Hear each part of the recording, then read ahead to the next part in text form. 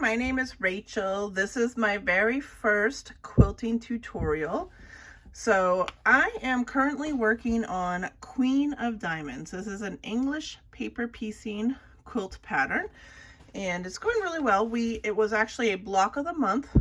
I went with Pink Door Fabrics for my block of the month and we are currently on month 7. I actually just received that in the mail and we'll be working on it through December. And I just wanted to do this quick tutorial for the lattice paper piecing. So the original pattern had the lattice going, the inner border. So there's two borders. You have an inner border here and then this outside border with the diamonds. So it had all of these originally sewn on with a sewing machine, which is a perfectly fine option. It has actually really good instructions for how to do that. But a lot of people also ask for this to be done with paper piecing. And so Pink Door Fabrics actually came out with, after the block of the month, a lattice paper piece set.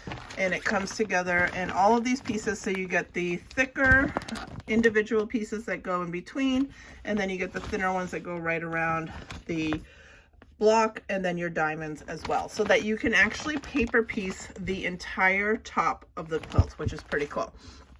So this is an add-on purchase from Paper Pieces. I mean, sorry, not from Paper Pieces. Well, I think they may carry it too, but Pink Door Fabric add-on purchase. You absolutely do not need to buy this in order to do Queen of Diamonds, okay? You can do the original intended way of using the machine, and there's really good instructions with the book there to do that. But if you want to actually English paper piece the entire top and not have to pull out your machine, which is what I would prefer because I don't really like machine piecing anymore, then you would have to buy this in order to do that. So I am going to do a quick tutorial that will kind of show you how to do this. Please feel free to reach out to me if you have any questions after watching the video. This is my first tutorial ever, so hopefully you guys like it. But please be patient with me because I'm going to do my best to explain everything, but I've never done one of these videos before, so hopefully it works. Okay, so the first step to doing, we're just going to show you the inside border. So it's going to be this border here that's done with the Mick Jaguar fabric, okay? So the first step to doing that is going to be getting the fabric onto your paper pieces. So we have these thinner pieces that come out of the kit that I showed you just a second ago that are going to have the Mick Jaguar. So this is my suggestion for how to do this. So when you're doing these, you're going to end up with 4 pieces around the diamond, but they're going to have 2 that face the same way. So you can see these face the same way. And then you're going to have 2 that face the opposite way. So it's important that you don't have them all, because if I had done the fabric on them like this, then the 4 pieces would not fit around my diamond. So you want to really make sure that you're paying attention to placement and directionality of these pieces when you are putting the fabric on. Okay, so my suggestion for that piece of it is to take your plain papers that don't have fabric on it yet and actually just place them around your diamond. So you can place them around easy enough with you know, just kind of placing them out so they're all facing the right way. So real quick, we'll show you that. So they're all facing the right way. And then what I do, I actually glue baste. So what I have been doing is I take my Mick Jaguar, I'll put it face down. And then what I have been doing is just picking these up as I have them around my diamond, putting my glue basting on this side. And then I literally stick it down on my Mick Jaguar. And I do that for each one so that I know that I'm getting the 2 different setups that I'm getting correctly. Okay, so that's kind of my suggestion for that. Hopefully that makes sense, because you do want to be really careful about that directionality. Now, if for some reason you end up with 4 all going the same way and 2 of them don't fit, you can just save the 2 that don't fit for another block and then just make 2 more. It happens. It happened to me, so it definitely happens. So once you have your Mick Jaguar on, again, you want to just place them around your quilt here to make sure that you have everything as you need it. Now, see, I'm already This is why you do this, because it definitely can get a little confusing about how everything gets placed. So you want to place it around so that everything lines up. So you have the smaller end here, the more you know, angled end at the ends of the diamond, and that's how they're going to get stitched on. Now, the biggest problem that people are having with these sides is that the sides seem to be shorter than the diamond itself, okay? And this is because when you do English paper piecing, you are wrapping each of these individual pieces in fabric. So if you laid this out and these were just the paper pieces, everything would fit perfectly. It would all align perfectly. But once you start adding in like the 1/8 of an inch or 1/16 of an inch of each of these pieces of fabric folded over, then this gets a little bit longer. The edge of the diamond gets a little bit longer, okay? And then your edges here obviously don't have any folded over pieces. So this is the actual size that you want everything to be. So you're actually going to use this to almost resize your diamond so that it actually all lines up really well and fits in the pattern. So you can see if I put this exactly where it should be, when I come down here, I am about like 1/4 of an inch short, okay? So we're going to ease that all in. That's the part that seems to be a little bit difficult for people, is easing that all in. So I'm going to kind of show you how I do that so that hopefully this process is pretty easy. Okay, so I'm going to go over some of the tools that I use for English paper piecing. I use these for all of my English paper piecing, including making the diamonds and everything. This video is not really a tutorial on how to English paper piece. If you want one of those, I can definitely make one, or obviously there are quite a few already on YouTube that can help you with that. But I will kind of go over what I use just to help you here. So obviously a good needle is your best friend here. So I use these tulip needles. They are applique needles. They're called big eye needles. So the eye is really not that big, but it is bigger than the ones that don't say big eye. So they're number 10s, and you can see some of mine have a little bend in them. I like them once they start getting that. As you use them more and more, they do have a tendency to break. I've actually probably only broken 2. If you're pretty gentle on them, they're not too bad. But, you know, just get a bunch of them. So if they do break, you can just start with the next one. So the next thing that's really good is a nice pair of little scissors. These are manicure scissors, and actually were given to me by my father-in-law, which was really sweet.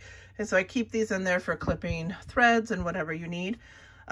Good thread. So this came, I actually did the block of the month and included the thread. So this is Aurifil, and I believe it is 80 weight. I don't know, don't quote me on that, but whatever came with the kit, and I absolutely love it. Works really well. I have lots and lots of colors. I can show you my little baggie here. These are all the colors that they've sent so far. So you get 2 colors each month that match those blocks so far. So I have 14 threads so far. So by the time I'm done, I'll have 24 threads, which will be great for future projects as well. So a really good thread is important. Then I love sew tights. So these are magnets that hold all your pieces together. They work really well for holding things in place so they don't move around on you. I just got a 3-pack. I keep them in here, actually. So it has the little dot and then my 2 rectangles. And for this part, I usually use the rectangles, but I use all 3 pretty often when I'm making these pieces. So those are good. And then last but certainly not least, our little clamps, our little sewing clamps here, and I use 4 of them for this particular part of the project. I actually don't use these super often when I'm doing my diamonds. I definitely prefer my sew tights, but only because the thread does kind of get caught on them as you're sewing. But they are really good, especially for smaller pieces where the sew tights don't make sense for holding things in place for you. The reason we use these instead of the magnets for this part of it is because with easing in, you want to have the clamps in order to, you know, put them, you'll see when we do the video, put them where you want them so that everything can ease in properly. So those are important for this part of the process. So if you don't have those, I definitely suggest it. They're pretty cheap. You can find them at a Michael's or Amazon or whatever. I don't know why I can't remember the actual name of them, but you should be able to find them pretty quick and easily. All right, so now we are going to attach our edges to the diamonds. So of course you want to start with your thread. So you want to pick a thread that matches. Now your diamonds are going to be all sorts of colors. So what I have been doing on my edges is just doing a light pink.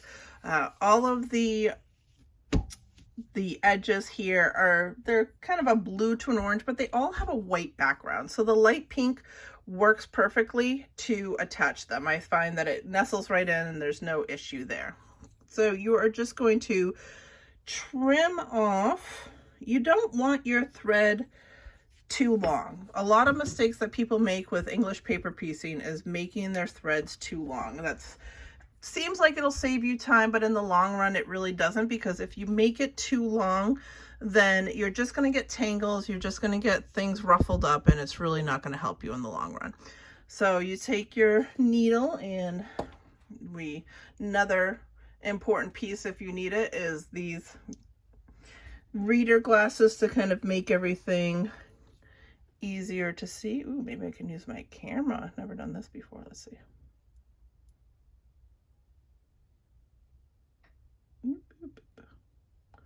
Can she do it? Oh, yes.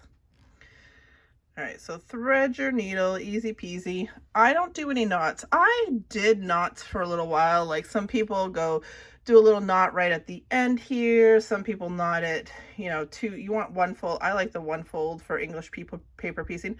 I just find keeping my tail nice and long works perfectly fine. All right, so once we have our thread on, our next step is going to be clamping your end, okay? So you want to line up your end here as best you can. This is the hardest part, I think, because you want this where it's going to be nice and straight here, and you got to try to figure that out. And some people do the flat back method. It never really worked for me, so I just do this method of eyeballing. And you know what? It's a 50-50 if I get it exactly right, but you can always ease it in. The thing about English paper piecing, I think people that are new to it are always really paranoid about doing it wrong, and it's really hard to do English paper piecing wrong. You can pretty much ease in anything you want. So even if it doesn't come out exactly right, it's gonna work. Don't worry about it. And I feel like I might be a little bit high because this is my end, this is my corner. So you know what, I'm gonna adjust a little. This is the whole process. This is why I'm showing all of this. This is the whole process. This is the hard part. You want to make sure everything, you don't want to go too far over, but you don't want to go too far under. You want it lined up as best you can. So that looks pretty good to me right there. Okay, so then you would just use your little clamps to hold that in place so that it doesn't shift. See, now I feel like I'm too high. See, this is why I'm doing this. Like, I want you guys to see, this is not just like clamp it and you're done. I mean, this is adjust, adjust, adjust until you think that you have it good. Okay, so I do 2 clamps to make sure it doesn't move around on me, and you can see these 2 ends are pretty well lined up now. Okay, so what I'm going to do, this is important, we're not going to go all the way down on this. We are just going to sew probably about 10 to 15 stitches, and I'm going to try to, I've never done this before while recording, so I'm sorry if I'm a little out of focus. We'll do our best here. But you're just going to start at the very end here.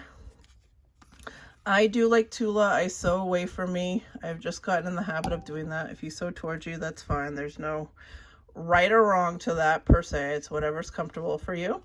So I usually do 1 stitch and then a stitch, and then this is where I do my knot. So I don't do a knot at the end of the thread. I just do 1, 2, 3, and that's my knot. So I only do that at the beginning of each block. When I end a block, or sorry, at the beginning of the thread, and then when I end a block. Okay, if my thread carries over to the next block, I don't do it at the beginning, so that way if I make a mistake I can cut it away easy enough. But when I'm starting a thread or when I'm ending a block is when I do that knot. So I am a catch my tail kind of gal. Not everybody does that, so that's what I do. I like to tuck that in when I can. So we're going to take a few stitches here. Hopefully, sorry if I'm out of camera. I'm trying to look over to the side and stitch at the same time. So we're going to take a few stitches here.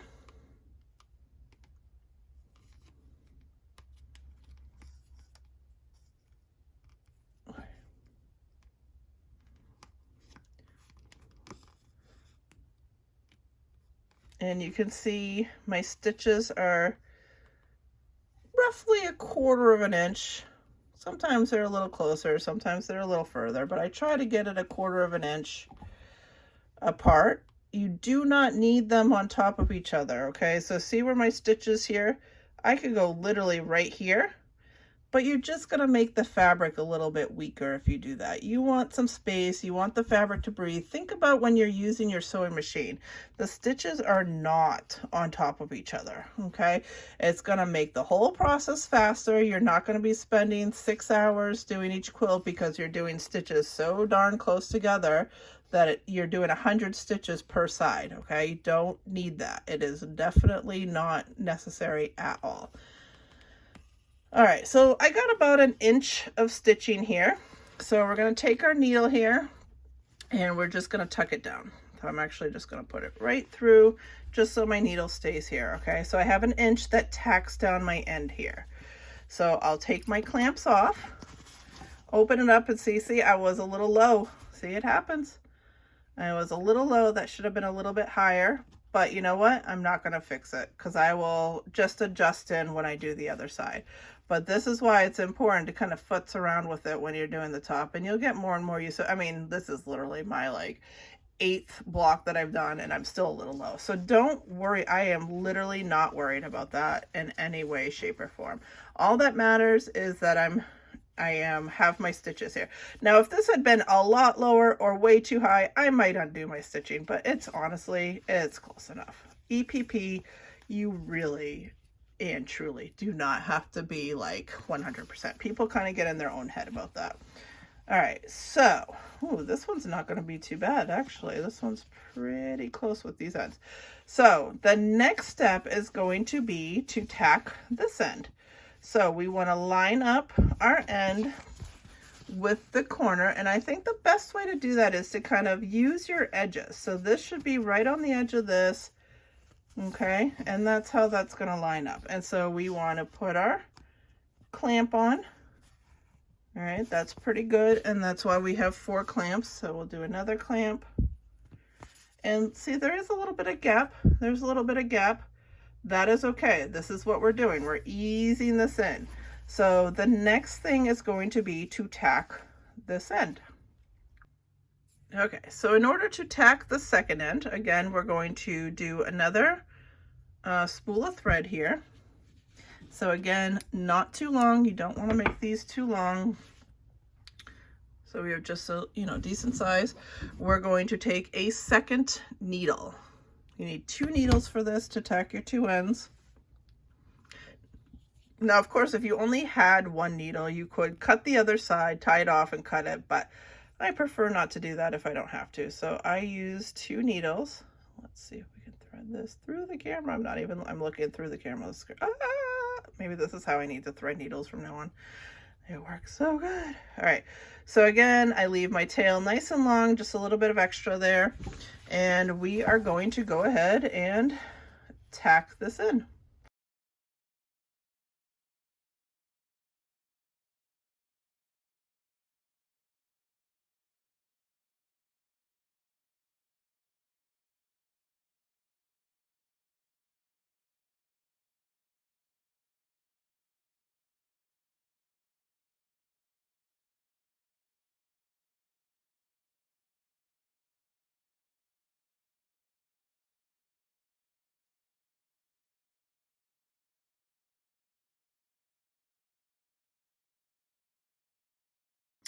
Okay, so now we have this end also tacked in about 1 inch. So you want both ends tacked in about 1 inch or so. That will hold everything in, okay? And then we take all of our clips off, and you can kind of see that there's still some space between these. And this one happens to be a little close. Some of them will have quite a bit of space. It doesn't matter. You want this to conform to the size of the paper. This is the right size paper. You want to conform to that, okay? So what we're gonna do next is we're gonna take a clip and we clip it about halfway. And that will ease the space between the two. So you can see there's a little bit of space here. There's a little bit of space here. You want it to be pretty even with the space that you get on both. And then what I do after that is I clip halfway between where I tacked it and this clip. So again, there's not a ton of give in this particular quilt, but you can see that there is give between them, and you again want that evenly spaced. So we're basically spacing this in quarters. So I'm going to clip this, and that's it. So we're evenly spaced. Actually, this one is, I'll see how when I make that flat, this side has a little bit more, so we can kind of ease it so that these both have the same amount of give. Okay, these don't have a lot. Some of them will have quite a bit of space between them. Don't be afraid of that. It is okay. You are going to ease these in either way. And I may even pull a different block to show you ones that may have more space. But regardless, you can definitely see that these are sticking up. These do not lay completely flat, and that is okay. So the best way to continue stitching is to kind of create a curve. So if you create a curve with this bottom piece that's nice and flat, whatever, even if you have a lot of space, even if this was sticking straight up, if you create a curve to this clamp, which is not moving, you're gonna ease in everything, and that's what you want to do. So the next steps, you want to stitch this to this clamp without moving it, and you want to kind of have it as at a curve as you're stitching it so that everything eases in nicely.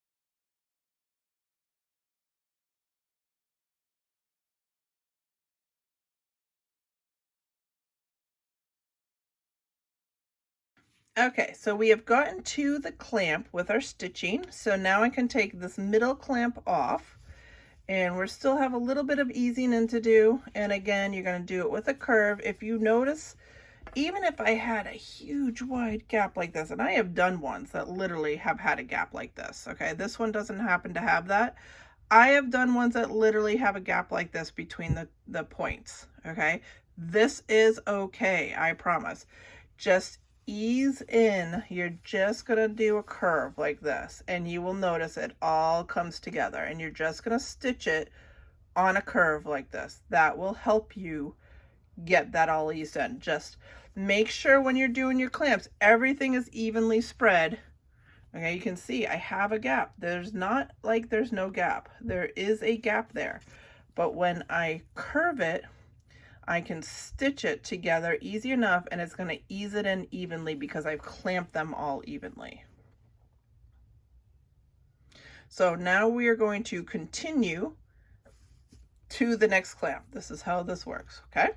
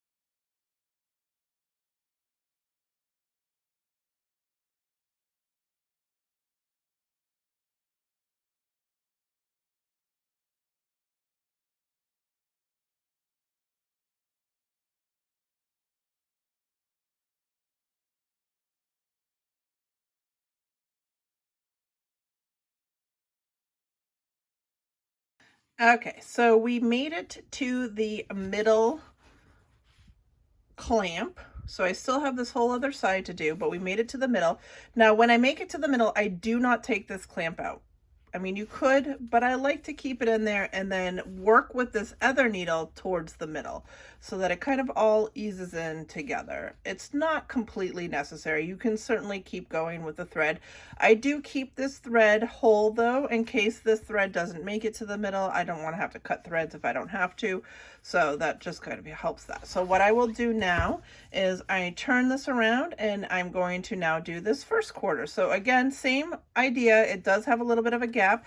And so we'll just do the curve and it points up this time because my flat piece is on top. So you just do a little bit of curve, stitch it all into the quarter marker, and then keep going to the middle.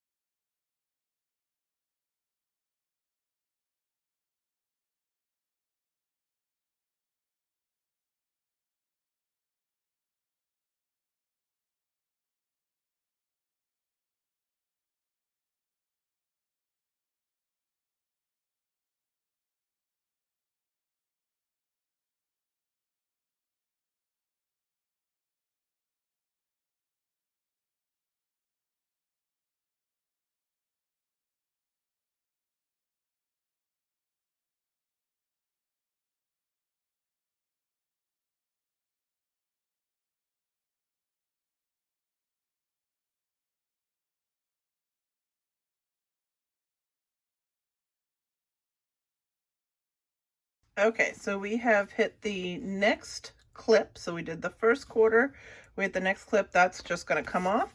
And we're gonna go to the last clip. Actually, I like to leave, actually, you know what, I can probably take that off now that we have more stitching along the way. So this is gonna get everything in, finalized. We'll tie this one off, and then when we get to the end, we'll tie that one off, and that'll be the whole end there.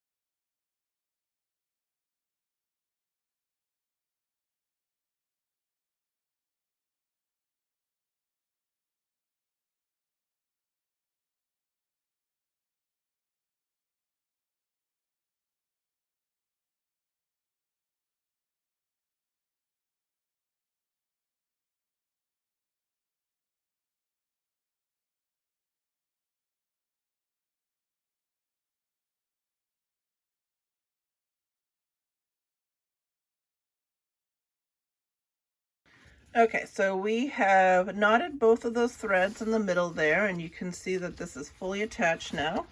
So there is a little bit, gonna be like a little bit of a warp in this because, again, you did ease it in somewhat. So once all these papers come out, this will lay perfectly flat. Again, this one wasn't too bad. Some of them will be worse than others. Some I've had, you know, almost be completely twisted and turned. But as soon as these inside papers of the diamond come out, it'll be no problem whatsoever. So what you want to do is just get all 4 sides on using the same exact method. So for the next one, what I would do is do this. It's going to go on like this. So what I would do is make sure I line this up. So line those 2 corners up, those 2 sides, stitch all the way down to here, and then open it up, and then do your, again, where you would do just the little bite here, do the little bite at the end, and then again meet in the middle. And this one's going to have a little bit more of a turn, which is totally fine. Just use those clips to cut that in quarters and ease it all in. And that is basically the method for easing in your ends when they are a little bit too short. So these are the absolute correct size. So you want to ease your diamond into this. So just remember that. Easy peasy, and hopefully this video will help you put those ends on. If you have any questions, please feel free to comment below this video and I will help as best I can. And thank you everybody for watching today.